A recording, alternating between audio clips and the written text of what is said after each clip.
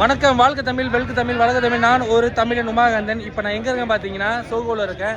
இங்கே தூரோன் அன்வார்ன்ற ஒரு போர்ட்ரேஸ் வருது. அந்த போர்ட்ரேஸில் தான் இருக்கேன், தூரோன் அன்வார் போர்ட்ரேஸில். எனக்கு தெரிஞ்சு 2006 வந்து இன்ட்ராஃப் வந்துச்சு. அப்போ இருந்து இப்போ வரைக்கும் மலேசியாவில் என்ன போராட்டம் இருந்தாலும் நாங்கள் பார்த்துக்கிட்டு தான் இருக்கோம், போய் கலந்துக்கிட்டு தான் இருக்கேன். ஏன்னா அது 2 காரணம். ஒன்று, அது நம்ம உரிமை. 2வது வந்து வி நீட் டு நோ மக்கள் சைக்காலஜி நம்ம புரிஞ்சுக்கணும். இப்போ நிறைய பேர் கேட்கலாம், ஓ நீ வந்து அன்வார் தூரோன் போட்டால் அன்வார் இறங்கிடுவானா? சத்தியமே இறங்க மாட்டான். ஏன்னா முட்டாளா? இது டெமோக்ராட்டிக் சிஸ்டம். அடுத்து தேர்தல் வந்தால் தான் இறங்க முடியும். நீ 1 லட்சம் பேர் போய் நின்றதுக்கு அப்புறம் பரவாயில்ல மக்கள் கேட்குறோம் இறங்கி போகிறோம், கிடையவே கிடையாது. ஆனால் இப்போ வரைக்கும் மித்ரா காசி யாரும் வாய் திறக்கல. மெட்ரிகுலேஷன் என்ன ஆச்சு நமக்கு தெரியல.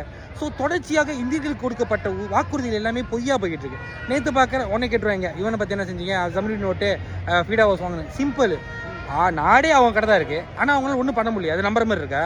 ஸோ அன்வார் என்பது வந்து நம்மளுக்காக லோடாக, வண்டியாக, லோரியாக கொடுக்கப்பட்ட ஒரு எதிர்ப்பு நம்ம கொடுத்துக்கிட்டு இருக்கோம். நாடு ஃபுல்லாக நம்ம கொடுத்துக்கிட்டு இருக்கோம். கண்டினியூஸாக நம்ம அவருக்கு எதிராக நம்ம போடிக்கிட்டு தான் இருக்கோம். ஏன்னா சிம்பிள், நீ எங்களுக்கு செஞ்சது துரோகம்.